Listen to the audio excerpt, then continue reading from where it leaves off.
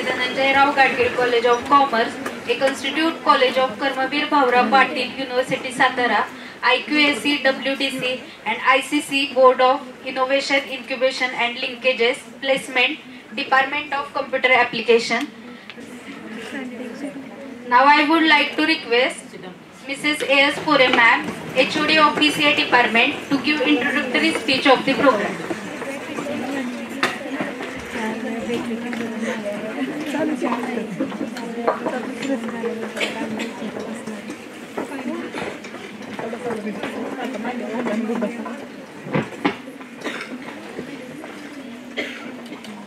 Good morning everyone. It gives me immense pleasure to welcome you all to today's session. We are gathered here to meet and learn from a very special guest, a man who has dedicated his career to empowering people through knowledge, confidence and the financial literacy. Our today's guest, Mr. Krishnan Iyer, brings with him over 22 years of rich experience in the field of finance, education and personal development. He is not only a finance professional but also a passionate educator, motivator and mentor. Over the years, he has conducted more than 1,500 awareness sessions, reaching thousands of people across corporates, educational institutions and communities.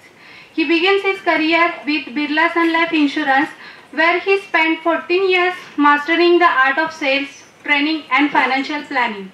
Later, he chose a path of social entrepreneurship with a mission close to his heart to make Indians not just digitally savvy but also financial savvy.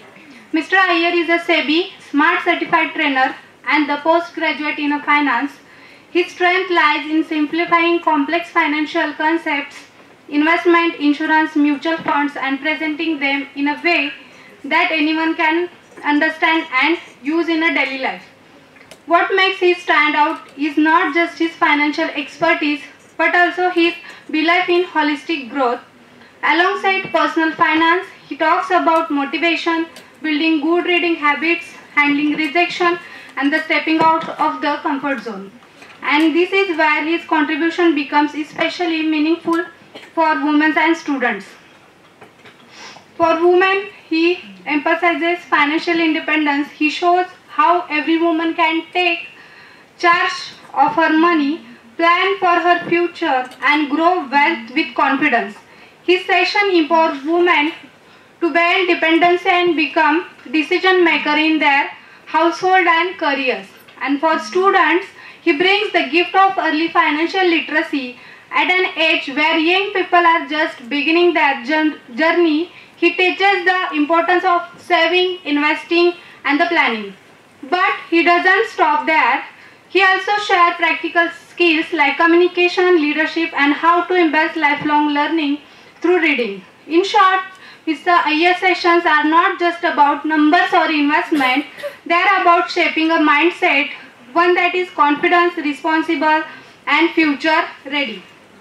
So, all of us, please join me in giving a warm welcome to a mentor, a guide and a true change maker, Mr. Krishnan Iyer sir. Thank you ma'am. Now it's time to felicitation.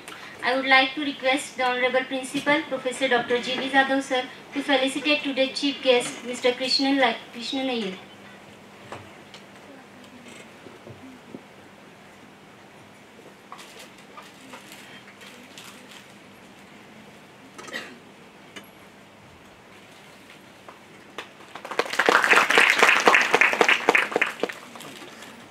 Thank you, sir.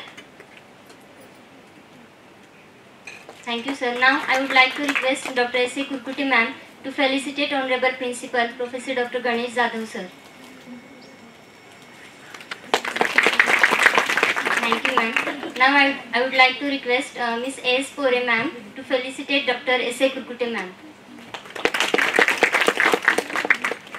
Thank you, ma'am. Now I kindly invite the Honorable Principal, Professor Dr. Ganesh Jadhav to deliver the presidential address for today's program.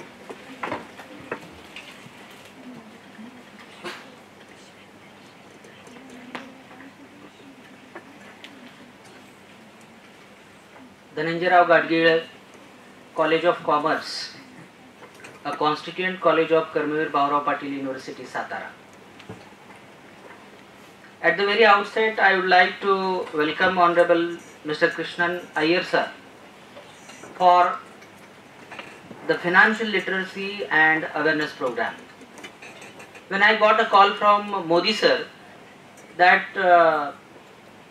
Iyer sir is coming over in our college and he is willing to discuss some of the important issues in concern with financial literacy, at that time I immediately accepted the proposal. The basic reason behind this particular acceptance was that especially girls must be well aware of this particular issue. What are the financial problems which you are going to face in future? If you get the knowledge of this particular thing at the very beginning of your career, at the beginning of your life, at that time there will be a kind of certainly benefit for your life as well as for your family. This will help you to lead the life in a safe and secure manner. Nowadays there are number of scams in the society. If we want to avoid any kind of loss of an individual, of the family, of the neighbors and all that, at that time we should be well aware of the knowledge and the rules and regulations which we have to follow in our day-to-day life.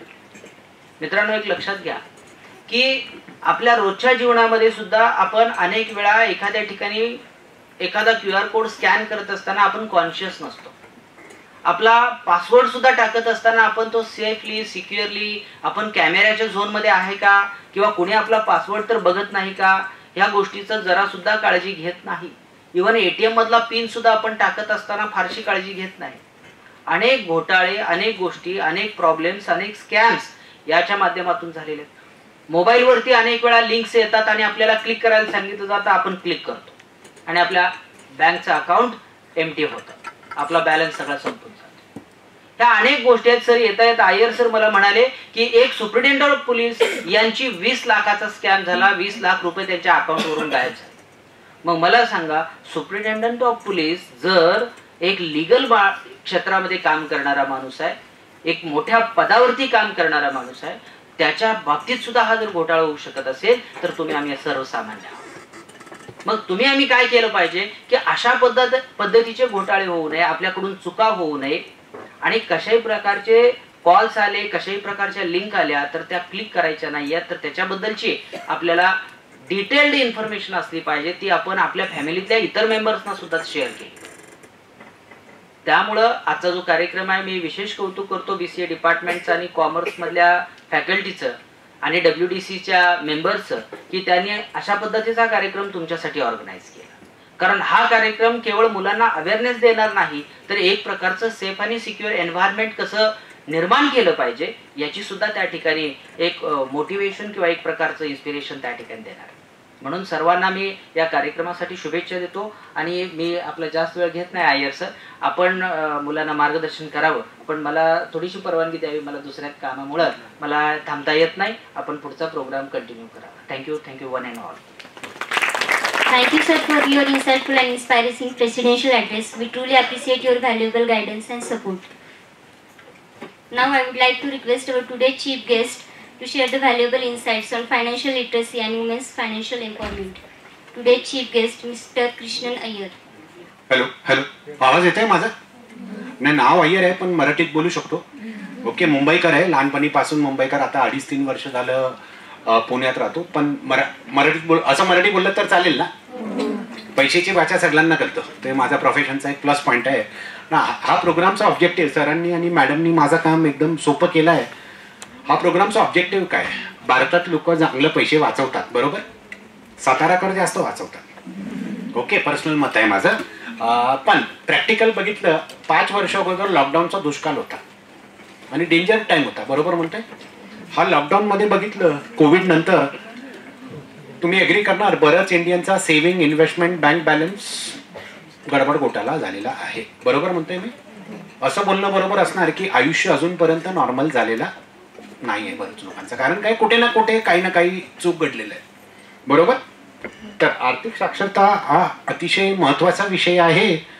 मला आनंद वाटतंय की कॉलेजनी परवानगी दिलं. Last 8 वर्षात असं सामाजिक कार्यासोबत जोडता मी जवळपास 1600+ सेमिनार्स असं ऑनलाईन ऑफलाईन घेतलेलं आहे. दर महिना 20-25 प्रोग्राम पूर्ण महाराष्ट्रभर फिरत घेत असतो. नेक्स्ट वीक अमरावती, सातारा, अमरावती, नागपूरमध्ये 3-4 प्रोग्राम कंटिन्युअस आहे. तर बरंच कॉलेज आम्हाला परवानगी देत नाही. ओके, तर कॉलेजला परत एकदा मॅनेजमेंट, ॲडमिन टीम, प्रिन्सिपल ला, मोदी सरांना थँक्यू कारण परवानगी दिल्याबद्दल. ओके, अजून एक पॉईंट आजच्या दिवशी बघितलं ते स्टॉक मार्केट स्कॅममध्ये भरपूर तरुण पिढी फसताना बघितलं असेल तुम्ही. ते यूट्यूबर, इन्फ्लुएंसर, बरोबर बोल रहा हूँ मैं. यंग इंडिया आज के दिन में इंस्टाग्राम में है, am I right? Instagram, Telegram, तो ये जल्दी सबको करोड़पति बनने का बहुत चस्का लगा रहता है, am I right? थोड़ा हिंदी चालेल ना? ओके, तो आप भी एग्री करेंगे कितने लोगों का पैसा इसमें डूब गया. बरोबर बोल रहा हूँ, नहीं बोल रहा हूँ? क्यों? सबको जल्दी करोड़पति बनने अच्छा लगेगा ना, लेकिन सिंपल बात आहे मित्रांनो, पैसा कमवणं सोपं असतं, टिकवणं कठीण असतं. बरोबर म्हणतोय. 2 एक्झाम्पल घेऊन ट्रेडिंग पुढे चालवतोय. कोण बनेगा करोडपती आपण सगळं बघतात. कुणाला लक्षात आहे काय 1 कोटी रक्कम सर्वप्रथम कोणी जिंकलेलं? घाटकोपरचा माणूस होता, माझा स्कूल फ्रेंडचा कझिन होता, म्हणून मला पण नाव आठवण आहे, हर्षवर्धन नावाटे म्हणून. 5 कोटी रक्कम. बिहार मधला एक ऑटो रिक्षा चालक होता सुशील यादव म्हणून. ओके, 5 करोड रुपया बहुत बड़ा पैसा है एक कॉमन मॅन के लिए की बहुत बड़ा पैसा आहे. बरोबर, पण अवघडाची गोष्ट असं आहे की सुशील यादवकडे आजच्या दिवशी 5 कोटी पैसे आहे काय? आहे की नाही? नाही आहे. कारण काय, पैसे कमवणं सोपं असतं, टिकवणं कठीण असतं. अजून एक एक्झाम्पल इकडचा जवळचाच घेऊ. 2.5 तासावर बघितलं आपण खराडी, मगरपट्टा, हडपसर जाऊ शकतो. तो भारताचा IT हब झालेला आहे. बरोबर. ओके, तर 15-20 वर्ष अगोदर खराडी, मगरपट्टा, हडपसर, हिंजेवाडीमध्ये शेतकरी माणूस रातोरात जमिनी विकून श्रीमंत झाले. अशा गोष्टी तुम्ही ऐकल्या असेल. बरोबर म्हणतोय. कोणाला 20 कोटी भेटलं, कोणाला 30 कोटी भेटलं. बरोबर आहे. आजच्या दिवशी त्यांच्याकडे तेवढं पैसे आहे काय? क्यों? पैसे कमवणं सोपं आहे, टिकवणं कठीण आहे. ओके, अजून एक एक्झाम्पल, शेवटीचा एक्झाम्पल घेतोय just to set the context. In भारतात सगळ्यात जास्त शिकलेले लोक कुठल्या राज्यात आहे? केरळमध्ये. ओके, आणि आमचं गाव, माझं गाव केरळ आणि तामिळनाडूचा बॉर्डरमध्ये आहे. पण आजोबा 100 वर्ष अगोदर मुंबईला आले, तर आम्ही झाले मुंबईकर. असं आहे स्टोरी माझं. तर केरळमध्ये बघितलं शिकलेले लोक जास्त आहे, पण भारतात कुठल्या राज्यात जास्तीत जास्त लॉटरीची विक्री होतं? तो पण केरळच आहे. आता तुम्हीच विचार करा मित्रांनो, शिकलेला माणूस लॉटरीमध्ये पैसे टाकायला पाहिजे की नाही टाकायला पाहिजे? बरोबर आहे. पण कशाला टाकतात? सबको जल्दी करोड़पति होना अच्छा लगता है. बराबर है. तो मनी एंड एक और है, मनी मैनेजमेंट स्कूल्स कॉलेज में हमको अलजेब्रा, ज्योमेट्री, फिजिक्स, केमिस्ट्री हम सीख जाते हैं ना, लेकिन कई बार मैथ्स हम ये इन्वेस्टमेंट्स का मैथ्स बहुत लेट सीखते हम, हा ना. तो परत एकदा कॉलेजला परवानगी दिल्याबद्दल खूप खूप आभार. अजून एक पुढे चालू करू. म्युच्युअल फंड हा विषय आलं तर बरेच लोकांना काय वाटतं, mutual funds are subject to market risk. Advertisement सगळ्यांना माहिती आहे, आणि रिस्क हा शब्द आला बरेच लोकांना भीती वाटतं, अरे पैसे बुडले तर काय. मला बरेच लोक विचारतात, अय्यर दादा तुम्ही म्युच्युअल फंड मध्ये पैसे टाकायला सांगतात. मी म्हणतो मी सांगतात नाही, मी फक्त शिकवतो. ओके, पण पैसे बुडले तर काय. 2 पॉइंट घेतोय, सिंपल पॉइंट. ओके, अजून एक एक्झाम्पल, कारण just to set the context in, भारताचा फायनान्शियल कॅपिटल कुठला आहे? मुंबई. इकडून 4.5-5 तास. हाच मुंबईमध्ये बघितलं जानेवारी फेब्रुवारीमध्ये हजारो मुंबईकरांचा करोडो रुपये एका पतपेटी संस्थांमध्ये बुडला. आठवण आहे, स्कीमचं नाव नाही घेतोय, बरेच लोकांना आयडिया आला असेल मी काय बोलायचा प्रयत्न करतोय. हा लई डेंजर स्कीम होता. काय स्कीम होता? दर महिन्याला 3% रिटर्न भेटेल. किती लोकांचे पैसे बुडलं. स्कूलचा लाडक्या फ्रेंड जगन्नाथचा लहान भाऊचा सासऱ्यांचा 20 लाख रुपये बुडले. स्कीम काय होता? दर महिना 3% रिटर्न भेटेल. 4 महिना रिटर्न आला तेव्हा अय्यर लक्षात नाही आलं त्यांना. 5व्या महिन्याचा चेक बाउन्स झालं, 6व्या महिन्याचा सुद्धा चेक बाउन्स झालं, तर जगन्नाथला आयडिया आलं, अरे अय्यर म्हणून एक आहे आपला स्कूलचा लाडक्या फ्रेंड, एकाच बेंच मध्ये बसलेलो आपण, त्याला कनेक्ट करू ना. तो आज सेबी तर्फे गव्हर्नमेंट तर्फे आर्थिक साक्षरता मोहीम भरपूर प्रोग्राम करत असतो, त्याला कनेक्ट करू. ओके. आता तुम्हीच विचार करा स्टुडंट्स, स्टेट बँक एफडी मध्ये आपण पैसे गुंतवतो, 12 महिन्यानंतर आपल्याला 6% रिटर्न भेटतं. परत एकदा म्हणतोय, स्टेट बँक एफडी मध्ये आपण पैसे गुंतवताना 12 महिन्यानंतर आपल्याला 6% रिटर्न भेटतं. बरोबर आहे. तर असं कसं शक्य आहे की भारतात कुठला स्कीम दर महिन्याला 3% रिटर्न देणं? गडबड आहे. असं स्कीम मध्ये पैसे गुंतवताना इंडियन्सला भीती वाटत नाही. कारण काय, शेजारचा काका पण गुंतवलेला आहे ना, त्यांना विश्वास बसतो. आणि काका म्हणतात, काकाला काय कमिशन असतं, काकाला काय कमिशन असतं, 3% कमिशन असतं रिटर्न इन्व्हेस्टमेंटचं. आणि काका 2-3 मेंबर जोडले तर अजून पुढे काय होतं माहिती पडलंय ना. हा ना. तर चेक बाउन्स झाल्यानंतर त्यांना अय्यरचं आठवण आलं. मी म्हटलं, दादा काका, जगन्नाथला माहिती आहे, मी आणि जगन्नाथ 15 वर्ष एकच बेंचमध्ये आम्ही होतो. 4 महिन्याचा इंटरेस्ट आला तेव्हा तुम्ही काही नाही विचार केलं. चेक बाउन्स झाला, तुम्हाला माझं आठवण आलं. अगोदर जर केलं असतं माझं आठवण, मी सांगितलं असतं असा लफडामध्ये स्कीममध्ये कशाला पैसे गुंतवतात. कारण simple logic students, state bank FD 12 months नंतर 6% रिटर्न है. ये कौन सा इंडिया का स्कीम है जो हर महीना 3% रिटर्न देगा? मैथमेटिक्स गड़बड़ लग रहा है, नहीं लग रहा है? हाँ ना. 3 into 12 is 36%. इंडिया में कोई बिजनेसमैन 36% रिटर्न कमा सकता है? नहीं कमा सकता. इम्पॉसिबल है. ये बेसिक कैलकुलेशन करता तो हजारों मुंबईकर का करोड़ों रुपया डूबता नहीं. am I right? और एक रिस्क है. 2 एक्झाम्पल मी नेहमी बोलतोय, आयुष्यात सगळ्यात मोठा रिस्क आयुष्य आहे. कोविड नंतर जग उद्या मी जिणार नाही जिणार मलाच माहिती नाही. बरोबर म्हणतोय मी. जिंदगी का भरोसा नाही. हा ना. आणि आयुष्यात रिस्क न घेणं जास्त महत्वाचं आहे. एक एक्झाम्पल परत, just to set the example in. 10 वर्ष अगोदर मी कॉर्पोरेटमध्ये होतो. माझ्याकडे नोकिया फोन होता, ब्लॅकबेरी पण होता. आजच्या दिवशी आई बाबांकडे तुमच्यापैकी इकडे 50 लोक कोणाकडे नोकियाचा फोन आहे काय, ब्लॅकबेरी? कारण नोकिया कंपनीने सॉफ्टवेअर अपग्रेड केलं नाही. अँड्रॉइड टेक्नॉलॉजी सोबत नोकिया कंपनी जोडलं नाही. बरोबर म्हणतोय मी. हा ना. आणि अवघडाची गोष्ट असं म्हणू शकतात, ज्यांनी अँड्रॉइड सर्वप्रथम बनवलं होतं त्यांनी अँड्रॉइडचा आयडिया कोणाला दिलेलं?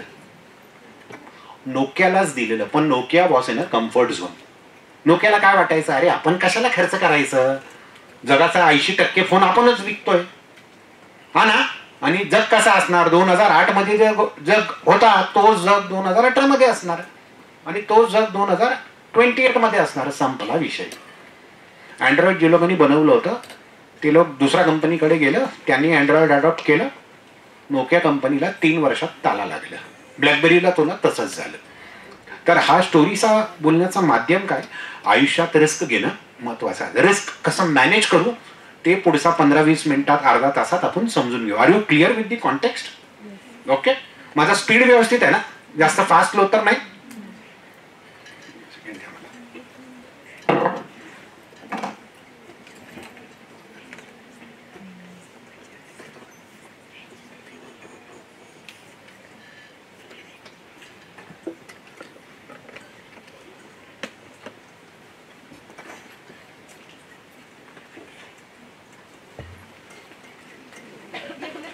नाही, 12-15 फोटो काढायचा आहे. मी जस्ट सेट करून देतो.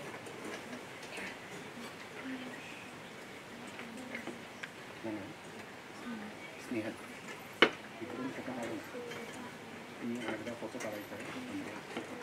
GPS फोटो आहे, तिकडे लोकेशन कॅप्चर होणार खाली. नंतर तुम्ही का ते बॅनर पण दिसला पाहिजे आपल्याला.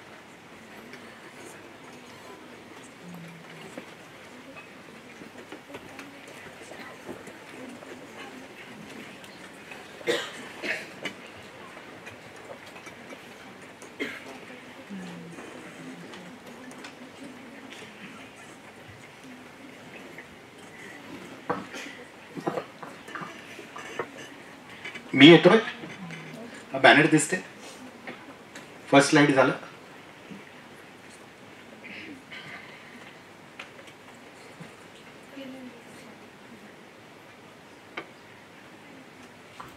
तिकडून पण काढायला पाहिजे. हा हा डन. हे काढा. रिस्क आहे, पण रिस्क कसं मॅनेज करू ते आमचं समजून घेऊ. कारण आपण डिस्कस केलंय फायनान्शियल अवेअरनेस लाईफ स्किल आहे. स्कूल्स मध्ये मॅथ्स शिकतो आपण, बरोबर म्हणतोय मी, पण फायनान्शियल मॅथमॅटिक्स सुद्धा तर 2-3 पुस्तकाचा सजेशन करतोय, नक्की वाचा. कॉलेज लायब्ररीमध्ये असलं तर नक्की वाचा. कोणी सांगू शकतात काय कुठला बुक? Rich dad poor dad by Robert Kiyosaki नाव ऐकलंय?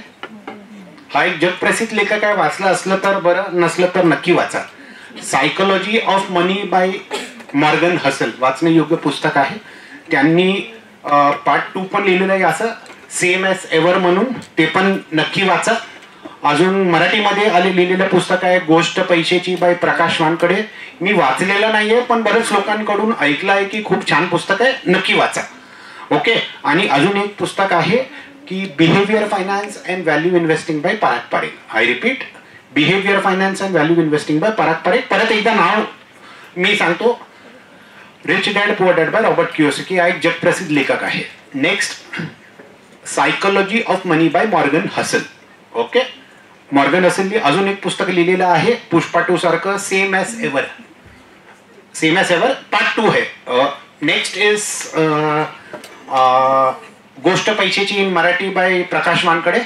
Next is behaviour finance and value investing by Parag Parekh. Okay. आणि व्हेरी व्हेरी इम्पॉर्टंट, एका दिवशी करोडपती कोणी नाही येऊ शकत, पण एक दिवस करोडपती सगळं आपण होऊ शकतो. बरोबर बोल रहा हूं मैं? एक दिन में करोड़पति कोई नहीं बन सकता है. तो सिंपल मेसेज, टीम कोई भी स्कीम स्टेट बँक एफडी पेक्षा जास्त रिटर्न देत असेल तर तिकडे काही ना काही रिस्क आहे. Am I right? ओके. तर रिस्क काय आहे? पैसे बुडण्याची शक्यता वाढते. परत म्हणतोय, स्टेट बँक एफडी 6% रिटर्न आहे. असा कुठला पटपेटीचा स्कीम आहे ते दर महिन्याला 3% रिटर्न देते? पॉसिबल आहे की नाही? तुम्हीच विचार करा. मॅथमॅटिक्स बसतं काय? झालं? ओके. आता नंतर काढू. हे झालंय. Okay. Now let us have N interactive session. कोणी उत्तर देऊ शकतात काय? भारतात लोक आपण जास्त पैसे कुठे वाचवतो? सोना, चांदी, जमिनी, जायदाद, कुठे आपण जास्त पैसे वाचवतो? सोनामध्ये. एनी आयडिया भारतात किती सोना आहे? जगाचा 12% सोना भारतात असायला पाहिजे. ओके. डेटा आहे म्हणतोय. आणि भारताचा 12% सोना सातारामध्ये असायला पाहिजे. कराड जोडलं, कोल्हापूर गेलं, बेलगाव जोडलं तर 25-30% होऊन जाणार. बरोबर म्हणतोय? ओके. भरपूर सोना इकडे, हा ना? तो that data now actual data परत म्हणतोय. कोणाला विचारू? ताई, आपलं नाव? वंदना. बसा ना. माझं नाव कृष्ण नय्यर. नाव ऐकल्यासारखं वाटतं. कुठे? बबिताचा नवरा जेठालालचा शेजारी राहणार. त्यांनी माझं नाव लय पॉप्युलर केलं. आभार त्यांचे. ओके. आणि अग्निपथ पिक्चर मध्ये पण होता मिथुन चक्रवर्तीचं नाव, पण बबिताचा नवरा म्हणून जास्त फेमस झालोय. ओके. तर अय्यर म्हणजे जसं सांगितलं अगोदर, आमचं गाव तमिळनाडू आणि केरळाच्या बॉर्डर मध्ये आमचं गाव आहे. हा 2 स्टेट्स मध्ये बघितलं, भारताचं जवळपास 30% सोना. 30%. इकडे खाऊ गल्ली आहे ना सातारामध्ये, आता मी जाणार दुपारी. ओके. असं ऐकलंय ब्लॉग मध्ये की साताराचा खाऊ गल्ली, तर बघू दुपारी ते भेटलं तर बरं, मिसल. ओके. तर साऊथ मध्ये गेलं, त्रिशूर मध्ये गेलं, कोयंबतूर मध्ये गेलं, असं सोनाचं गल्ली असतं. ओके. सोनाचं आता थोडा सोनाचा पर्चेसिंग कमी झालाय. कारण काय? सोनं वाढलेलं आहे. 1,10,000 रुपये सोनं झालेलं आहे, म्हणून गर्दी थोडं कमी असणार. ओके. पण नंतर सुद्धा वडापाव, मिसल पावसा टपरी पेक्षा जास्त गर्दी तिकडे सोनाचं दुकानमध्ये असतं. कारण तिकडे असं प्रथा आहे की मुलगीचं वजन किती? 60 किलो आहे ना.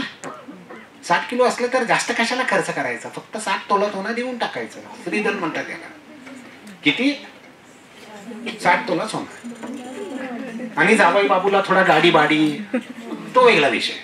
लोक येणार, 500 लोक येणार जेवायला मंगल कार्यालय. हा ना. इकडे जसं मंगल कार्यालयामध्ये मोठं लग्न करतो, हा ना, तिकडे पण तसंच आहे. फुल गाव येणार, 800-900 लोक, जास्त नाही ना. हा ना. त्यांचं बघितलं बस एवढा शादीमध्ये तेवढाच खर्च असतं. मुलगी 80 किलोचे म्हणजे गेलं. 80 तोला सोनं, जास्त नाही ना. ओके. तर तिकडे गोल्डचं एवढं साऊथ मध्ये बघितलं तर फिल्मचा क्रेज जास्त आहे आणि सोनाचा क्रेज पण थोडा नेक्स्ट लेवल आहे तिकडे. ओके, तर सोनं किती हे सोडून बघितलं, एफडी मध्ये भरपूर पैसे आहेत. एफडी मध्ये बघितलं जवळपास 250 लाख कोटी रुपये एफडी मध्ये आहे. सगळ्यात मोठा बँक स्टेट बँक मध्ये 20% एफडी आहे. नेक्स्ट LIC मध्ये सुद्धा भरपूर पैसे आपण गुंतवतो. जवळपास 65 लाख कोटी रुपये LIC मध्ये इन्व्हेस्ट केलेला आहे. नेक्स्ट बघितलं तर म्युच्युअल फंड आजच्या दिवशी 75 लाख कोटीचा जवळपास आहे. थोडा 17 करार जसं झालेलं आहे, थोडा फिगर थोडा मागे पुढे असणार, 90% प्लस करेक्ट आहे मी. हे सोडून बघितलं तर प्रॉपर्टी, जमिनीला सुद्धा आपण इन्व्हेस्टमेंट समजतो, पण प्रॉपर्टी ॲक्युरेट डेटा माझ्याकडे नाही आहे, कारण एका बिल्डिंगमध्ये कधी कधी प्रॉपर्टी प्राइस मागे पुढे असतं. ओके, नेक्स्ट हे बघितलं सॅलरीड प्रोफेसर्स अकॅडमिशियन्स तुला मला दिसतात. तर आपलं नाव ताई? रोहिणी. बसा तुम्ही. तुमचा सॅलरीतून प्रॉव्हिडंट फंड डिडक्ट होत असणार? होतं? नाही होतं. ओके, होत असेल तर किती रिटर्न आहे? अंदाजा 8.25% रिटर्न भेटतं. ओके, नाही होत असेल तरी सुद्धा तुम्ही एका ठिकाणी पैसे इन्व्हेस्ट करू शकतात. याला PPF म्हणतात, नाव ऐकलं असेल, पब्लिक प्रॉव्हिडंट फंड. जवळपास 1.5 लाख इन्व्हेस्ट करून 7% रिटर्न आहे. कोणाला मुलगी आहे काय? तर गव्हर्नमेंटचा कुठला स्कीम आहे? सुकन्या समृद्धी स्कीम. नक्की पैसे इन्व्हेस्ट करायचं. किती? 1.5 लाख इन्व्हेस्ट करू शकतो, 8% रिटर्न आहे. कोणाला मुलगा आहे काय? तर आम्ही काय पाप केलं? निर्मला मॅडमला भेटलं तर विचारा, मी पण विचारणार.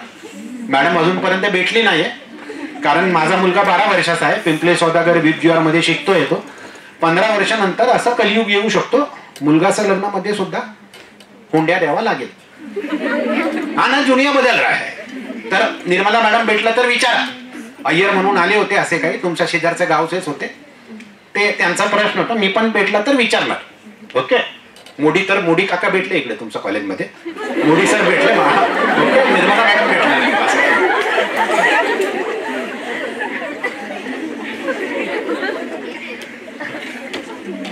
जाता जाता भेटलं तर बरं. Okay, that's on the lighter side.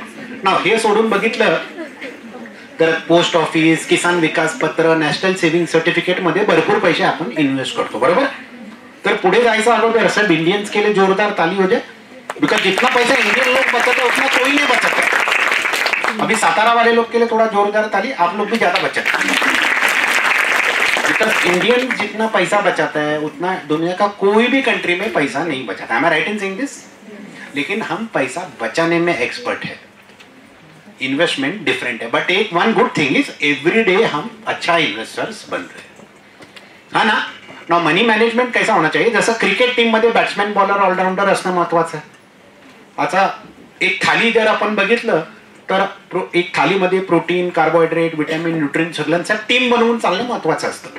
बरोबर आहे. म्हणून इम्युनिटी, रोग प्रतिकारक शक्ती वाढतं. तर भारतात लोकांचं इन्व्हेस्टमेंटचं थाली बघितलं, थालीमध्ये 2च प्रोडक्ट मेन आहे. कुठलं? FD सोनं. FD सोनं. बरोबर म्हणतोय मी. आपण जास्त डोक्या लावत नाही. त्यांच्याकडे जास्त पैसे आले ते जमिनी सुद्धा घेऊन टाकतात. बरोबर. तर विनिंग फॉर्म्युला काय ते पुढच्या 15 मिनिटात समजून घेतलं तर लाईफ सोपं आहे. क्लिअर? विनिंग फॉर्म्युला काय? विनिंग फॉर्म्युलामध्ये 100 रुपये जर आपण इन्व्हेस्ट करतोय, 100 पैकी सोनामध्ये 10 ते 15 इन्व्हेस्ट केलं तर मोर दॅन इनफ आहे. आय रिपीट, 100 रुपये ओव्हरऑल इन्व्हेस्टमेंट करतोय, 100 पैकी 10 ते 15 सोनामध्ये इन्व्हेस्ट केलं तर मोर दॅन इनफ आहे. पण ऍव्हरेज इंडियनचा सोनामध्ये इन्व्हेस्टमेंट 50%हून कमी नसणार. बरोबर म्हणतोय मी. एक्सपिरियन्स माणूस तुमच्या समोर उभा आहे. लग्नाला 16 वर्ष झालेला आहे आणि माझी बायको पिंपरीकर आहे. पुणेकर सुद्धा भरपूर पैसे सोनामध्ये इन्व्हेस्ट करतात. सातारा जवळच आहे ना. ओके. तर ऑन दी लॅटर साइड याचं कारण काय मी म्हणतो, simple logic. Students and team, teachers, सोनं खरेदी करताना आई बाबा आत्या काका काकू 22 कॅरेटचे आपण पैसे देतो. बरोबर. विकताना तो कधी रेट भेटत नाही. बरोबर म्हणतोय हा ना. आजच्या दिवशी जसं सांगितलं सोनं 1,10,000 रुपये झालेलं आहे. बरोबर. लेट अस अज्युम आई बाबा आत्यानी सोनं खरेदी केल्याचं आहे 30 मध्ये 50 मध्ये, ते सोनं आजच्या दिवशी विकायचं आहे. तर फुल मार्केट रिटर्न फुल 1,10,000 भेटेल काय? कधी भेटणार नाही. आणि टिपिकली लेडीज लोक सोनामध्ये कैसे पैसे इन्व्हेस्ट करतात?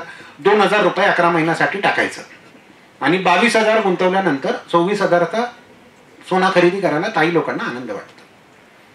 आणि त्याच्यानंतर ते लोक काय करणार, मेकिंग चार्जेसवर डिस्काउंट मागायचं.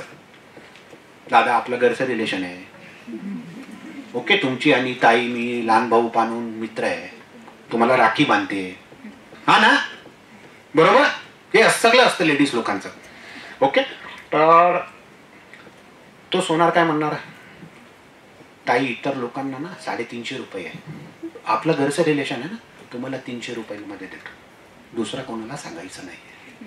हेच गोष्टी सगळ्यांना सांगणार तो, बरोबर आहे. तो वडापाव सारखं.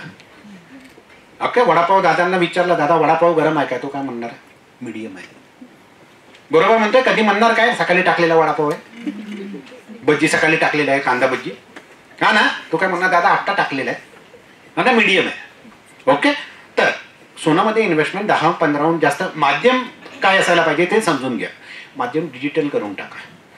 सोनामध्ये इन्व्हेस्ट करायचा बेस्ट ऑप्शन होता सॉव्हरीन गोल्ड बॉन्ड. हा गव्हर्नमेंटचा एका प्रकारचा डिजिटल गोल्डचा स्कीम होता. ज्यांनी इन्व्हेस्ट केलं ते लोकांनी खरं सोनामध्ये इन्व्हेस्ट केलंय, पण आता तो अवेलेबल नाही आहे. तर ऑप्शन काय, म्युच्युअल फंड्समध्ये कॅटेगरी आहे, याला गोल्ड फंड म्हणतात. इकडे जर आपण इन्व्हेस्ट केलं तर 99.5% प्युअर सोनामध्ये इनडायरेक्टली म्युच्युअल फंडच्या माध्यमातून आपण इन्व्हेस्ट करू शकतो. क्लिअर. सोनामध्ये किती इन्व्हेस्टमेंट, 10 ते 15 इन्व्हेस्ट केलं तर मोर दॅन इनफ आहे. नेक्स्ट, मनी मॅनेजमेंटमध्ये इक्विटी सुद्धा महत्वाचा आहे. आता मेन प्रोग्राम काय आहे ते आपण त्याच्यावर चाललोय. इक्विटी म्हणजे काय, एका व्यवसाय सोबत आपण जोडतोय. परत एकदा म्हणतोय, एका व्यवसाय सोबत आपण जोडतोय, तो झाला इक्विटी. आता व्यवसाय सोबत जोडताना रिटर्न्स गॅरंटी असणार काय, रिटर्नची खात्री असणार नसणार, शक्यच नाही. एक परत एक्झाम्पल, पिंपरी गावात राहतो,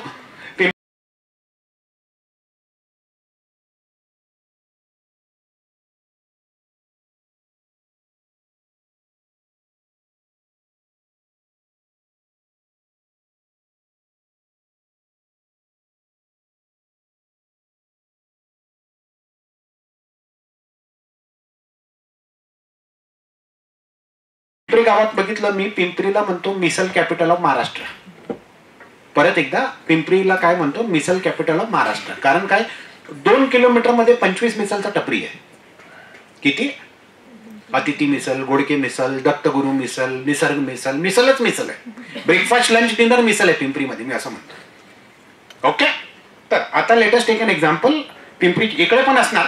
ओके, दुपारी बघणार मी. ओके, तर लेटेस्ट एक एक्झाम्पल, अतिथी मिसलचा कोणाला फ्रँचायझी घेता येत आहे, वैद्यताईला अतिथी मिसलचा फ्रँचायझी इकडे घ्यायचं आहे. पिंपरी चिंचवडचा सुप्रसिद्ध मिसल अतिथी मिसलचा वैद्यताईंनी फ्रँचायझी घेतलेला आहे. आता ताईंनी फ्रँचायझी घेतला, माल तिकडून येणार, ब्रँडिंग असणार, जागा तुमचा असणार, माणूस तुम्ही ठेवणार. ओके, भाडा तुम्हाला द्यावा लागेल. क्लिअर. आता तुम्ही मिसलचा टपरी किंवा हॉटेल उघडलं ताई, तुम्हाला खात्री आहे काय एका दिवशी किती माणूस येणार. आता पितृपक्ष चालू आहे, बरेच लोक कांदा लसूण कमी घेणार, पुढे नवरात्रीमध्ये सुद्धा तसंच असणार, उपवास असणार, बरोबर म्हणतोय. आता नवरात्रीनंतर सुद्धा बिझनेस किती होणार माहिती नाही, बरोबर. काय बोलायचा प्रयत्न करतो, हा ना. कुठलाही मिसल होतो, दत्तगुरु मिसल पहाटे 3ला उघडतं पिंपरी, कधी 8ला संपतो माल, कधी 10ला संपतं. ओके, त्याला पण माहिती नाही किती, पण अंदाजाने चालतो तो. ओके, तर काय बोलायचा प्रयत्न करतो, लक्ष द्या. आजच्या दिवशी युट्यूब इक्विटी म्हणजे काय, एका व्यवसाय सोबत जुडतोय. वैद्य मॅडमनी पिंपरीचा सुप्रसिद्ध अतिथी मिसलचा फ्रँचायझी घेतलाय, हा झाला इक्विटीचा एक्झाम्पल. माल ते लोक सप्लाय करणार, क्वालिटी ते लोक मेंटेन करणार, पण सातारामध्ये किती ग्राहक येणार त्याची खात्री अशक्य आहे. अंदाजा लावू शकतो आपण, पण 100% ॲक्युरेसी अशक्य आहे इक्विटीमध्ये. क्लिअर. नाउ कम्स आजच्या दिवशी तो वो इंस्टाग्रामर में, यूट्यूब में वीडियो आएगा, इंस्टाग्राम में वीडियो आएगा, हमारा कम्युनिटी में जुड़ो, हमारा व्हाट्सएप ग्रुप में जुड़ो, आपको हर महीना 3% गारंटेड रिटर्न मिलेगा. तो ये पॉसिबल है नहीं है, इम्पॉसिबल है, वो फंसा रहा है आपको. Are you clear. क्यों, वैद्य मैडम ने मिसल का दुकान खोला है, फ्रँचायझी लिया है, कितना कस्टमर आएगा याची खात्री नाही आहे. तसंच बघितलं तर इक्विटी इंस्टाग्रामवर कसं गॅरंटी देऊ शकतो. I am trying to say this. आजच्या दिवशी बरेच लोक फसतात. I am right in saying this. हा ना. स्कूलचा मित्रांचा 2 लाख रुपये बुडलं, बोला नाही गॅरंटेड रिटर्न दे रहा, बोल रहा हर महीना 4% गॅरंटेड रिटर्न देगा. 4 महीना रिटर्न आहे बात में. हात वरती. ओके. तर इक्विटी म्हणजे काय? एका व्यवसायासोबत आपण जोडतोय. तर इक्विटीमध्ये 2 प्रकारे आपण इन्व्हेस्ट करू शकतो. मेथड 1, डायरेक्टली कंपनीचा आपण पाहिजे तर शेअर खरेदी करू शकतो. हे खरेदी करणं सोपं नाहीये. इन्व्हेस्ट करायचा अगोदर तो कंपनीचा balance sheet, profit and loss account डिटेलमध्ये अभ्यास करणं महत्वाचं आहे. ओके. आणि एवढा केल्यानंतर सुद्धा चांगला क्रिकेटर सुद्धा क्लीन बोल्ड होऊ शकतो. बरोबर म्हणतोय मी माझा एक्झाम्पल घेतोय. 30 वर्ष अगोदर मी कॉलेजमध्ये होतो. तर तेव्हा इन्स्टा, युट्यूब असं काही नव्हतं. तेव्हा टाइमपास म्हणजे काय? एक पिक्चर 3दा बघायचं. अक्षय कुमार, शिल्पा शेट्टीचा. आई बाबांना सांगायचं कॉलेज गेलो शिर्डीला. हा झाला टाइमपास. ओके. तर 30 वर्ष अगोदर मी कॉलेजमध्ये होतो. SAS कॉलेज सायन्समध्ये होतो. तर त्याचं 1-2 मिनिट कनेक्ट करतोय, काय बोलायचा प्रयत्न करतो, तुम्हाला 5 मिनिट नंतर आयडिया येणार. तर कॉलेज मध्ये धमाल मस्ती भरपूर केलं. एक्झाम आहे 15 दिवस नंतर. तर माझ्या बेस्ट फ्रेंड विरल जोशीला जाऊन विचारलो मी, अरे विरल, एग्जाम आ रहा है 15 दिन के बाद, चल टेक्स्ट बुक खरीदते. विरल बोला, आइए टेन्शन नको घेऊ, कॉलेज लायब्ररी गेलाय मी, लायब्ररी काकांना वडापावचे पैसे दिले आहे मी. समज में आया? लास्ट 5 सालचा पेपर काढून घेतलेला आहे, झेरॉक्स आहे माझ्याकडे, रात्री आपण अभ्यास करू. ओके. तर आम्ही अभ्यास करायचो. विरल जे सांगायचं तोच अभ्यास करायचा मी, त्याच्याशिवाय पर्यायच नाही ना, की 15 दिन में टेक्स्ट बुक पढ़ी नाही सकता. ओके. तो आई मला विचारायचा अभ्यास कसा चालू. मला नाही, छान चालू आहे. ओके. तेव्हा धगधग धगधग व्हायचं. माधुरी दीक्षितचा गाणं पण आलेला तेव्हा, धगधग धगधग. ओके. तर विरल सोबत 15 दिवस तोच, विरलनी जे सांगितलं तेच अभ्यास केलाय मी. 15 दिवस नंतर एक्झाम. पहिला पेपर 60 मार्क्सचं अटेम्प्ट केलं मी. थोडा कॉन्फिडन्स वाढलं. मी म्हटलो, विरल तू भगवान आहे. क्यों? विरलनी जे सांगितलं तो प्रश्नच आला. पेपर 2 तासात संपवलं. घरी 5 तास नंतरच गेलो. कारण काय? लवकर गेलं तर आई विचारणार ना कुठे काय गेलं, हा ना, गडबड घोटाळा केलं काय. ओके. 2 तासात एक्झाम संपवलं. 60 मार्क्सचा पेपर लिहून बाहेर बसलो होतो. ओके. आई विचारली पेपर कसं गेलं, किती येणार. मी मोजलो होतो थोडा थोडा. मी म्हटलं 45 पर्यंत येणार, आई पास हो जाएगा. मग म्हटलं ठीक आहे, नाही जातो मी, निघतो, उद्या साहेब पेपरचा परीक्षा अभ्यास करायचं. परत तेच केलो आम्ही. विरलचा घरी रात्री 2 पर्यंत अभ्यास, सकाळी 7ला उठून 8:30ला कॉलेज. अजून कॉन्फिडन्स वाढलं. कारण काय? विरलने जे सांगितलं त्याच्याहून जास्त आलं. 75 मार्काचा पेपर लिहिलं, कॉन्फिडन्स वाढला. अरे 55 तो आई जाएगा, विरल तू हिरो आहे. तेव्हा इंस्टा काही नव्हता. Okay. 3rd day paper same story. क्लासमध्ये 8:30ला गेलो, 10 मिनिट पेपर बघितलं, पसीना पसीना पसीना. क्यों? विरलने जी सांगितलं एकही प्रश्न आला नाही. ओके. अभी कुछ ना कुछ तो लिखना ही है. तो क्या किया? हैंडराइटिंग बड़ा करने का है, मार्जिन ड्रॉ करने का है, टेक्निक है ना, पास है ना, टीचर को इम्प्रेस करने का है ना, तो अंडरलाइन को अंडरलाइन करने का ग्रीन पेन से, वो सब टाइम पास चालू किया. फिर भी पेपर 1.5 घंटा से ज्यादा लिखा ही नहीं, क्योंकि आता ही नहीं कुछ. क्लीन बोल्ड हो गया था, 10 मिनट में क्लीन बोल्ड हो गया था. ओके. फिर घर पे गया. आईने विचारलं पेपर कसा गेला. मी म्हटलं डोकं हिलवलं. ओके. एकदम धगधग धगधग झालेलं. मी म्हटलं मम्मी उद्या इम्पॉर्टंट पेपर अभ्यास करायचा आहे. ओके. 2 महिन्यानंतर रिपोर्ट कार्ड आलं. 2 सब्जेक्टमध्ये केटी. ओके. आईने विचारलं केटी कशाला रे. मी म्हटलं आई माझा काय चूक, लाडक्या फ्रेंड विरलनी जे सांगितलं तो प्रश्न आलाच नाही ना. आईने कानाखाली लावलं. ओके. आणि आई घेऊन गेली मला विरलची आईकडे. माझी मम्मी टिपिकल मम्मी जसं असतं. ओके. साऊथ इंडियन मम्मी आणि विरलची मम्मी गुजराती मम्मी. ओके. तर मेरा माँ विरल के माँ के पास लेके जा रहा है और बोलता है तुम्हारा लड़का विरल बड़ा होके उसका काका का बिजनेस में जाएगा. ओके. हमारा अय्यर को तुम्हारा लड़का हमारा लड़का को बिगाड़ रहा है. क्यों? केटी लग गया. अभी उसको 2 सब्जेक्ट में केटी लगा, उसको नौकरी कैसा मिलेगा, हा ना. तो विरल की माँ ने विरल को बुलाया. अरे विरल अय्यर आंटी शू बोलेस. विरल बोला अय्यर आंटी बरोबरीच बोलेस.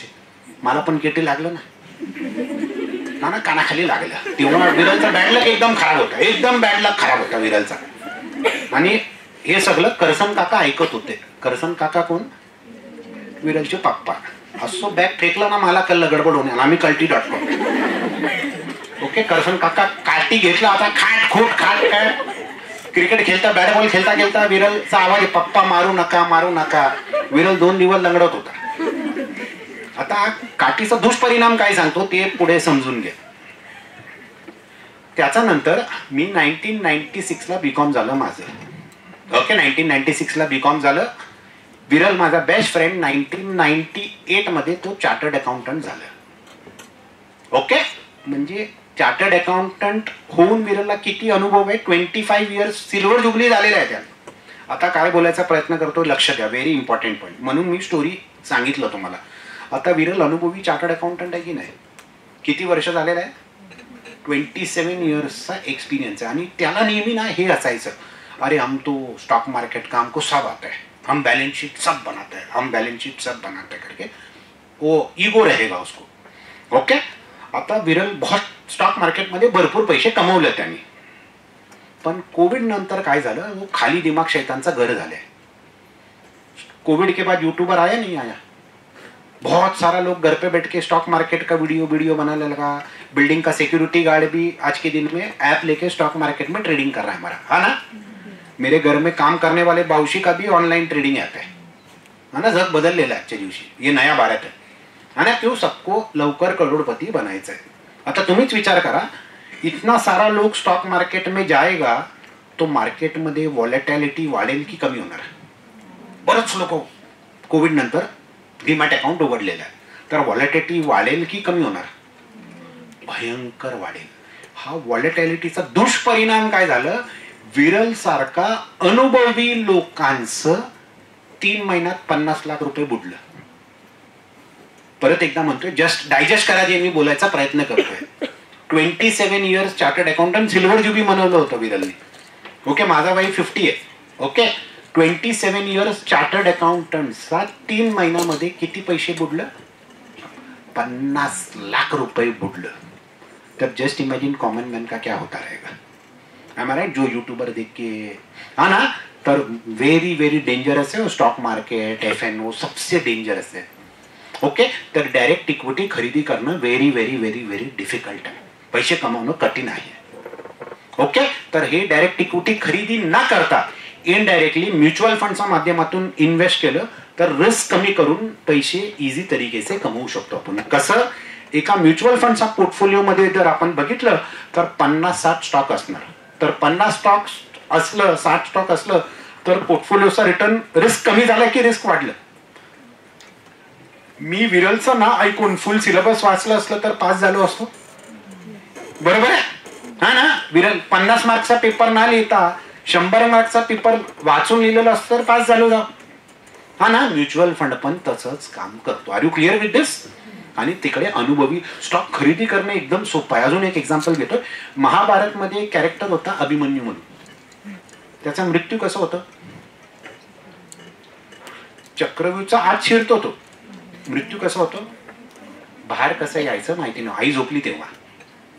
ओके तर स्टॉक मार्केट पण तसंच आहे. डायरेक्ट स्टॉक खरेदी करणं सोपं आहे. यूट्यूबर आहे ABCD स्टॉक ले लेना. मला बरेच लोक विचारतात अरे ABC वो यूट्यूबर बोल रहे हैं 40 रुपया का स्टॉक 50 रुपया हो जाएगा. मैं बोला 50 रुपया हो जाएगा तो मेरे को पार्टी देने का. लेकिन 40 रुपया का 30 रुपया आएगा तभी तुम क्या करेगा. 40 रुपया का 24 रुपीज हो जाएगा तभी तुम क्या करेगा. 40 रुपया का 18 रुपीज हो जाएगा तभी तुम क्या करेगा. एम आई राइट. हो सकता नहीं हो सकता बिकॉज बिझनेस म्हणजे लॉसची शक्यता असतं. वैद्य मॅडमनी मिसलचा टपरी उघडलेला आहे तर किती ग्राहक येणार त्याची खात्री नाही आहे. तसंच इक्विटी मार्केट पण आहे. Are you clear. पण म्युच्युअल फंडचा फायदा काय म्युच्युअल फंड्समध्ये ते लोक पैसे 50-60 कंपनीमध्ये इन्व्हेस्ट करतात.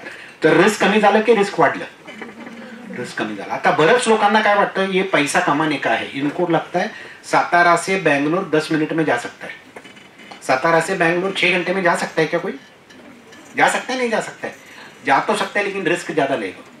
गाड़ी स्पीड में ज्यादा चलाएगा हाँ ना. लेकिन यही सातारा से बैंगलोर 14 आवर्स में जा सकता है 16 आवर्स में जा सकता है 2 ब्रेक लेके हाँ ना. तो म्यूचुअल फंड क्या है 16 आवर्स वाला है कि 6 घंटा वाला है 16 आवर्स वाला है. इक्विटी क्या है 16 आवर्स वाला है कि 6 घंटा वाला है 16 आवर्स वाला है, आपको स्लो ट्रेनिंग जैसा slow slow slow slow and risk कम करके पहुंचाएगा। अब 8 घंटे में भी जा सकता है ना बैंगलोर तक, लेकिन स्पीड ज्यादा रहेगा बिना ब्रेक लिए, हाँ ना, या एक ब्रेक लेके गाड़ी 100 की स्पीड में चला रहे तो रिस्क भी ज्यादा है, हमारा राइट, हाँ ना, लेकिन हर बार करना सही नहीं रहेगा। हमारा राइटिंग सही समझ में आया जो मैं बोल रहा हूँ? तर म्युच्युअल फंड क्या अँड रिस्क अजून एक तरीकेने कसं कमी होतं, एका डायव्हर्सिफाईड इक्विटी म्युच्युअल फंडचा पोर्टफोलिओ जर आपण बघितलं तो पैसे डिफरंट सेक्टर्समध्ये डायव्हर्सिफाईड असणार। जसं फुल सिलेबस वाचलं तर रिस्क कमी होतं, तर डिफरंट सेक्टर्समध्ये IT sector, pharma sector, construction, engineering, garment, telecommunication, infrastructure सेक्टरमध्ये पैसे इन्व्हेस्ट केलेलं असतं। 8, 10, 12 सेक्टरमध्ये इन्व्हेस्ट केलं तर रिस्क कमी झालं की रिस्क वाढलं? रिस्क कमी झालं। आलो क्लिअर? आणि SIPचा नाव कम्स किती पैसे इन्व्हेस्ट करायचा, simple formula team 100 minus my age, 100 minus my age, माझा वय 49 आहे, तर 100 मायनस 49 किती झालं, 51 रुपीज इक्विटीमध्ये इन्व्हेस्ट करू शकतो। माझा लहान भाऊचा वय 45 आहे, तर इक्विटीमध्ये किती पैसे तो इन्व्हेस्ट करू शकतो, 55 रुपीज, 100 पैकी 55 रुपीज। इकडे कमीत ते कमी किती टाइम देणं महत्वाचं आहे, कमीत ते कमी 5 to 7 इयर्स देणं महत्वाचं आहे। हा टेस्ट मॅच आहे, स्लो ट्रेन आहे, ओके। तर लास्ट 20 मिनिट झालं तुम्ही मला ऐकतात, आपण 20 मिनिटात बघितलं सगळं प्रोडक्टचं एक्झाम्पल घेतलेलं आहे, प्रॉव्हिडंट फंड, PF, PPF, तुमचा पोर्टफोलिओ मध्ये सुद्धा सगळं महत्वाचं आहे। तुम्हाला आता माझा एक्झाम्पल घेतो, मुंबईमध्ये राहताना गाडीची गरज कधी लागलंच नाही, आता 3 वर्ष झालं पिंपरीत राहतो, तर वाटतं गाडीशिवाय पर्यायच नाही। आता मला गाडी घ्यायचं आहे, 2 वर्षानंतर गाडी घ्यायचा प्लॅनिंग चालू आहे माझं, तर 2 वर्षानंतर गाडी घ्यायचं आहे, मला कार घ्यायचं आहे, तर तो पैसे बँक FD RD मध्ये सुद्धा टाकणं महत्वाचं आहे। आता बरेच लोक काय चूक करतात, 2 वर्षानंतर पैसे पाहिजे, वो पैसा इक्विटी म्युच्युअल फंड में डालो, लक रहेगा पैसा बनेगा, नहीं तो क्लीन बोल्ड हो जाएगा। आता तुम्ही बरेच स्टुडंट्स आहेत बरोबर, तर latest take an example, average वय तुमचा 20 to 23 असणार, ओके। तर 1-1.5 वर्षानंतर तुम्हाला जॉब लागलं तर 100 मायनस 23-24 जवळपास 75% इक्विटी एक्सपोजर ठेवू शकतात। आणि जर तुमचा सॅलरीमध्ये latest take an example NPS असेल, नॅशनल पेन्शन स्कीम असेल, तर इक्विटी एक्सपोजर थोडा कमी करा, तिकडे इक्विटी सिलेक्ट करा। आता इक्विटीचा फायदा काय, सिंपल, SIP ऐकला असेल ना, सिस्टमॅटिक इन्व्हेस्टमेंट प्लॅन, हा SIP काय आहे, इनडायरेक्टली म्युच्युअल फंड मध्ये आपण टप्प्याटप्प्याच्या हिशोबाने पैसे इन्व्हेस्ट करतो, ओके। इकडून बँगलोर जायचं आहे तर दर स्टेशनला आपण कराडमध्ये थोडे पैसे टाकणार, कोल्हापूरमध्ये पैसे टाकणार, बेलगाम मध्ये थोडा पैसे टाकता आपण जाणार बँगलोरला। आणि याचा डेटा काय म्हणतोय, इम्पॉर्टंट, 15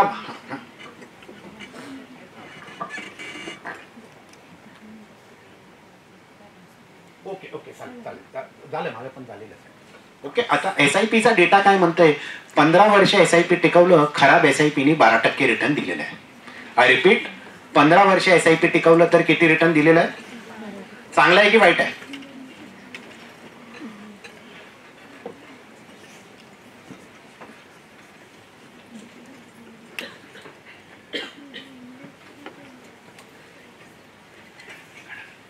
तो लॉक झाला असेल, 2812 पासवर्ड,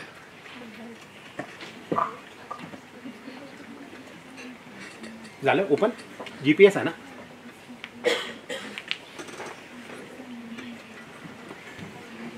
ओके। SIPचा डेटा काय आहे, 15 वर्ष SIP टिकवलं, खराब SIPने किती रिटर्न दिलेलं आहे, 12% रिटर्न दिलेलं आहे। आता हे कसं आहे, मार्केट वरती खाली जातं, तेंडुलकरचं नाव ऐकलंय, विराट कोहलीचं नाव ऐकलंय, तेंडुलकर 0 में आउट हुआ नहीं आउट हुआ है नहीं हुआ है, स्नेहल हे पण काढा ना, ओके। तेंडुलकर 0 मध्ये आउट झालेला आहे, अक्षय कुमारचा पिक्चर फ्लॉप झालेला है, अक्षय कुमार का 2 पिक्चर फ्लॉप हुआ, रणबीर कपूर का 2 पिक्चर फ्लॉप हुआ, तो पिक्चर एक्टिंग करना बंद कर दिया कि प्रैक्टिस ज्यादा किया लोग ने। SIP भी इसी तरीके से, ओके। सायकल चलाता है, माझा मुलगा 2दा पडला, हात फ्रॅक्चर पण झाला एकदा, पण तरी सुद्धा सायकल शिकला तो। SIP पण तसंच आहे, वरती खाली जात असणार, पण 8, 12, 15 वर्ष SIP टिकवलं तर खराब SIP सुद्धा 12% रिटर्न दिलाय, कॅटेगरी ॲव्हरेजनी 14% रिटर्न दिलेला आहे, ओके। आता थोडा स्मार्ट मनी मध्ये इकडे मला फॅकल्टी सुद्धा दिसतात म्हणून 2-3 स्मार्ट एरिया बोलतोय, लक्ष द्या। बरेच लोक काय करतात, होम लोन घेतात आणि लोन फेडून टाकतात। लोन म्हणजे काय, घर घेतात आपण लोन मध्ये, बरोबर आहे, लोनच्या शिवाय आपण घर नाही घेऊ शकतो, बरोबर, कारण प्रॉपर्टी प्राइस सातारा असो कुठल्याही ठिकाणी महाग झालेला आहे, बरोबर। आता लेटेस्ट टेक एन एक्झाम्पल, बरेच लोक 40 लाखाचं घर जर आपण घेतलं 20 वर्षात आपण बँकेला दुप्पट पैसे खिशाने देतो, बरोबर. बऱ्याच लोकांना काय वाटतं, ही एक्झाम नक्की द्या, घरी बसून फ्री ऑफ कॉस्ट एक्झाम देऊ शकतात. तर बऱ्याच लोकांना काय वाटतं, 80 लाख रुपये आपण खिशातून देतोय, जास्त पैसे कशाला द्यायचं. तर 8, 10, 12 वर्षानंतर होम लोन फेडून टाकतात, प्रीपे करतात. 7 वर्षानंतर होम लोन प्रीपे करायची गरज नाही. मॅथमॅटिकली होम लोन प्रीपे करू नका 7 वर्षानंतर. कारण काय, आफ्टर 7 इयर्स इंटरेस्ट कॉम्पोनेंट कमी झालं आणि प्रिन्सिपल वाढायला स्टार्ट होता. Okay, clear. 7 वर्षानंतर काय होतं, इंटरेस्ट कमी होतो आणि प्रिन्सिपल वाढायला स्टार्ट होतं. तेव्हा जर आपण लोन प्रीपे केलं, कोणाचा फायदा जास्त होतं, मोदी काका आणि निर्मला मॅडमचा. ओके, कारण खिशातून जास्त टॅक्स भरावा लागेल. तर हे ना करता एक सिंपल SIPच्या माध्यमातून इंटरेस्ट कसं रिकव्हर करू शकतो. 40 लाखाचा लोनचा 1.5% किती झालं, 60,000, बॅक 12, 5,000 रुपये. 5,000 रुपयाचा इक्विटी म्युच्युअल फंड मध्ये SIP लोन घेताना जर स्टार्ट केलं आणि SIP ला 20 वर्ष टिकवलं, तर आरामात 5,000 रुपया 2040 महिने भरून आपण इंटरेस्ट रिकव्हर करू शकतो. समझ में आया जो मैं बोल रहा हूं. ओके, परत एकदा 50 लाखाचा लोन वर 1 लाख रुपये, 1 कोटी रुपये आपण बँकेला देतोय. 50 लाखाचा 1.5% किती झालं, 75,000. 75,000 भाग 12, जो अंदाजा झालं 6250, 6,200 रुपयाचा इक्विटी म्युच्युअल फंड मध्ये इन्स्टॉलमेंट कंटिन्यू केलं 250 महिन्याला, तर इंटरेस्ट आपण रिकव्हर करू शकतो. क्लिअर. आता बरेच लोक अजून प्रॉपर्टी घेणं, बरेच लोक काय करतात, प्रॉपर्टी घेतात, 2 प्रॉपर्टी घेतात, 3 प्रॉपर्टी घेतात, हा ना, घर भाड्याने देतात. ते करायचं नाही. फास्ट एक एक्झाम्पल घेतोय. ओके, एक स्कूलचा फ्रेंड आहे संदेश म्हणून, माझा बेस्ट फ्रेंड आहे. त्याचा पुण्यात 3 घर आहे. किती घर आहे, 3 घर आहेत. चांगलं आहे, 2 घर भाड्यात दिलेलं आहे. पण अडचण काय, 5 महिना झालं भोसरीचा घरचा भाडा भेटत नाही. अडचण झालं की नाही, सरदर हा ना. अजून काय अडचण, कोविडच्या अगोदर संदेशचा पगार जास्त नव्हता, फक्त 60 लाख रुपये होता. किती, 60 लाख रुपये होता. आजच्या दिवशी पगार किती झालेला आहे, 40 लाख रुपये झालेला आहे. Artificial intelligence, machine learning technology आके दुनिया बदलती है ना, राइट. पाइथन, हा ना. तो संदेश 15 साल पुराना टेक्नोलॉजी में काम कर रहा है, नया टेक्नोलॉजी सॉफ्टवेयर अपग्रेड किया ही नहीं, तो नया जॉब नहीं मिल रहा है. 50 के एज में आदमी नया सीख नहीं सकता है, बहुत डिफिकल्ट है सीखना. ओके, तर संदेशचा आयुष्यात अडचण काय आहे, भोसरीचा घरचा 5 महिने झालं भाडा भेटत नाही आणि कंपनीने पगार कमी करून टाकलेला आहे. नवीन जॉब बाहेर भेटत नाही. तर सिंपल संदेश महाभारताचा अभिमन्यू आहे, बरोबर. तर संदेशला काय, घर विकायचं, भोसरीचं घर विकायचं. अडचण काय, 15 वर्ष अगोदर 25 लाखात संदेशने घर घेतलेलं होतं. त्याला 50 लाखात तोच घर विकायचं आहे. आता तोच एरियाज मध्ये नवीन बिल्डरचं घर सुद्धा 50 लाख मध्ये भेटतंय. तर तुम्ही मला सांगा, तुम्ही कुठलं घर खरेदी करणार, बरोबर. आता ब्रोकर लोक काय म्हणतात, संदेश दादा तुमचं घर विकून देतो मी 40 लाखात, मला फक्त 1% कमिशन द्या. संदेशला तो पटणार की नाही पटणार, नाही पटणार. संदेश काय म्हणतो, अरे इंटिरियर मध्ये खर्च केला रे अय्यर. ओके, इंटिरियर मध्ये खर्च केलाय. तर काय बोलायचा प्रयत्न करतोय की सुखी माणूस भाड्यात राहतो. बऱ्याच लोकांना पटणार नाही, पण विचार करा, कधी कधी प्रॅक्टिकल असणं महत्वाचं आहे. आजच्या दिवशी तुम्हाला पुण्याला जॉब लागलं, 3 वर्षानंतर गुडगाव मध्ये जॉब लागला, अजून 4 वर्षानंतर बेंगलोर मध्ये जॉब लागलं, अजून 8 वर्षानंतर तुम्हाला लंडन मध्ये जॉब भेटलं, तर सगळ्या ठिकाणी घर घेत बसणार काय आपण, आम्हाला राईट. प्रॅक्टिकल असणं महत्वाचं आहे. कधी कधी भारतात लोक इमोशनल होऊन 4 ठिकाणी घर घेतात. जिकडे तिकडे जॉब लागला, तिकडे कुठले घर घेतलं तर फसणार आपण. संदेशने पण भोसरीमध्ये घर गेला, हिंजेवाडीमध्ये घर घेतला, दुसऱ्या ठिकाणी घर घेतलं. पुन्हा आपण एवढा मोठा वाढलेला लास्ट 20 इयर्स मध्ये, हा ना. तर प्रॅक्टिकल असा एक घर येण्यासाठी घ्या आणि सुखी माणूस किरायात राहतो. Are you clear. आता म्युच्युअल फंडचा ऍडव्हान्टेज काय, म्युच्युअल फंड मध्ये 3,000 रुपये 500 रुपये मध्ये सुद्धा आपण SIP करू शकतो. अंबानीचा पार्टनर आपण होऊ शकतो. इंडेक्स फंड्स म्हणून एक फंड आहे, भरपूर फंड आहे. 10 फंडचं नाव घेतलं तर तुम्हाला कन्फ्युज नाही करायचं. एक सिंपल कॅटेगरी आहे इंडेक्स फंड्स म्हणून. ओके, इंडेक्स फंडच्या माध्यमातून अडाणी, अंबानी, टाटा, बिर्लाचा सुद्धा आपण पार्टनर होऊ शकतो. आणि याचा फायदा काय, खर्च कमी आहे. आणि जगात सगळ्यात श्रीमंत माणूस वॉरेन बफेट, नाव ऐकलं असेल. इक्विटी मार्केटचा तो आजोबा म्हणतात, पंजोबा म्हणतात त्यांना.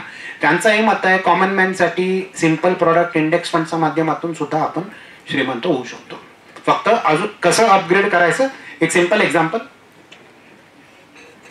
आता काही मागे पुढे फिगर्स जे मी बोलायचा प्रयत्न करतोय मागे पुढे झाला तर माझा चूक समजा. लेट अस अज्यूम तुमच्यापैकी कोणाला 4 लाखाचा जॉब भेटला. आता तुम्ही एग्री करणार कॅरियर स्टार्ट करताना 4 लाख चांगला पगार कमी पगार ते तुम्ही ठरवा. माझ्या हिशोबाने चांगला पगार आहे आणि व्हेरी इम्पॉर्टंट जबाबदारी नसताना तुम्ही जास्त पैसे वाचवू शकता. बरोबर. तर लेट अस अज्यूम हा 4 लाखाचा 25% तुम्ही इक्विटी म्युच्युअल फंड मध्ये SIP केलं. इंडेक्स फंड मध्ये किती झालं 1 लाख रुपये. 1 लाख भाग 12 अंदाजा 8,500 रुपयाचा SIP केलं. काही वर्षानंतर तुमचा पगार 10 लाख झाला. तर 10 लाखाचा 25% किती झालं 2,500 रुपये.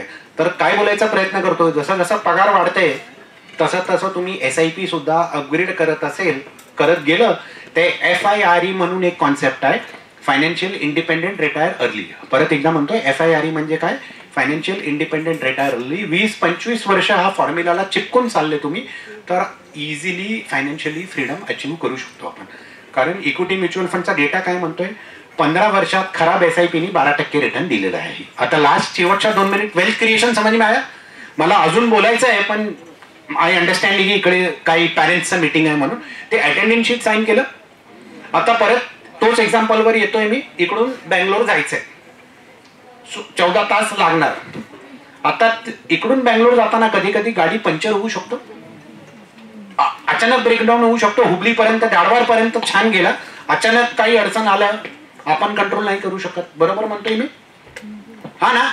तर असं लाईफ मध्ये असाच प्रसंग होता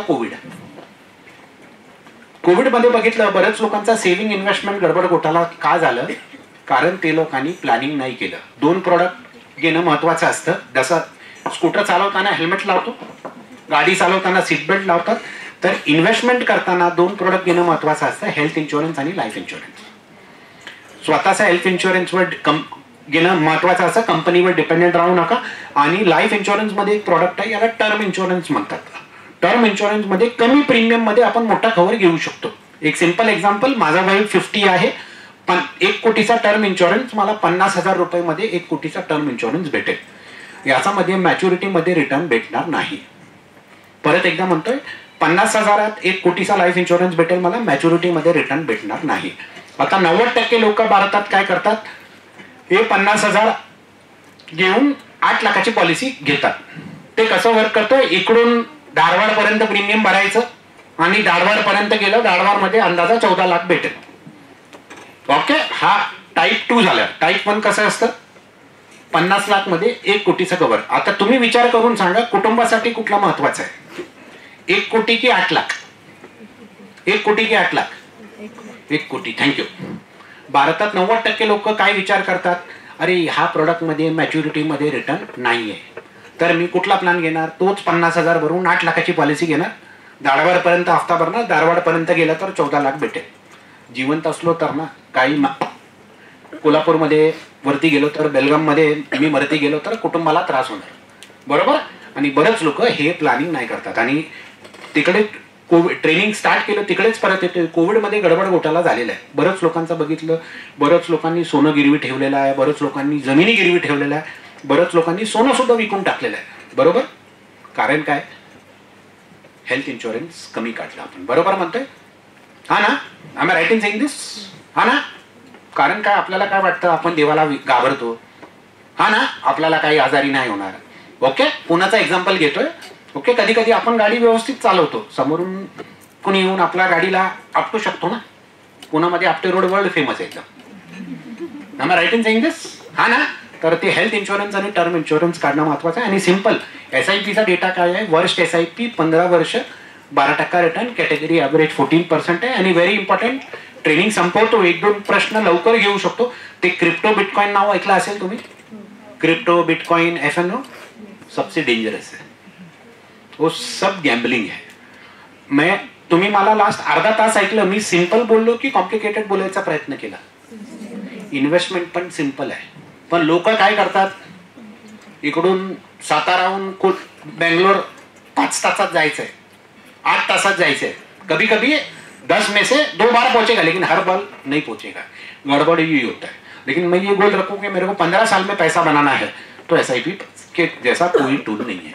बिकॉज डेटा क्या बोलता है, खराब SIP 15 वर्ष 12% रिटर्न आहे, कॅटेगरी ॲव्हरेज 14% रिटर्न, आणि पगार जसं जसं वाढलं सॉफ्टवेअर अपग्रेड पण करा. Okay, thank you, thanks a lot. प्रश्न असलं तर घेऊ शकतो, 2-3 असलं तर फास्ट. शिकायला भेटलं नाही भेटलं? Okay, thank you, thanks a lot madam. Thank you, sir, for sharing valuable insights and inspiring us today. Your contribution to our financial literacy and women financial empowerment program is truly appreciated. Now, I would like to invite Ms. Mayuri Jadhav ma'am to propose the vote of thanks.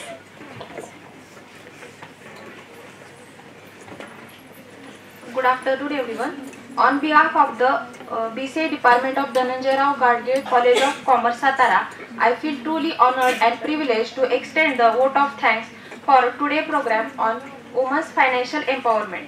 First and foremost, I sincerely thank our esteemed guest speaker, Mr. Krishnan Iyer sir, for sharing his valuable knowledge, insights and experience with us.